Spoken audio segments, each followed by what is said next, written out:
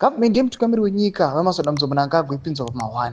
Vanhu vanyasa kuziva kuti ZRP panguva ino iri kushandisiwa. Kwangonzi kwangofungidzirwa kuita chaos kana kwangoonekwa vanhu vachingoda kungoprotesta. Vakomana munoona vatosvika vatobata vanhu. Sani vana mashuku atikuona kuti aiwa panguva ino vachizogadzirwa size match pamusoro pekudetaina university lecturers. Tolibwa subscribe like or turn on the bell icon. Tipinda panapa munooneka kubatira iri kubuda The Standard.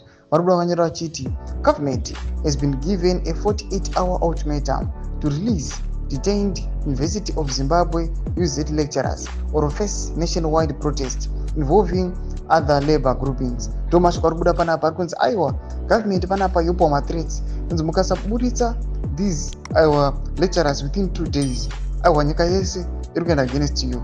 Vaburitsei inoda kuti havana mhosva yakapara. They were just exercising peaceful protest. They are demanding kuti ichitoda masalary edu adzokere kuna 28 nokupa ihora kuma 2.2 US. Navo vari kuhoreswa kuma 230 something US pamwe nemabond. Panapa mashoko ari kuda panapa tiona kuti the government ichithreatina panguva ino inozvikonekwa kunzi vari kungoita zvavanongofunga kungoda kungoita. Kunzi ngatingovabatai pasangana mutemo unenge uchisapota maactions avari kuita. Mashoko ari kunyasa kubuda pachena atikuona kuti vanhu vava against the ruling party ZANU-PF.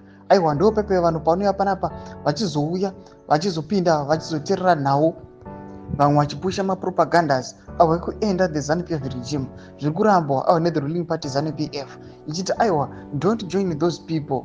Noda kuti vanokupai false information but ndo information iri toripo paground. Saimbodidzai mafungiro enyu noti kudii pamusoro pechiitiko ichi.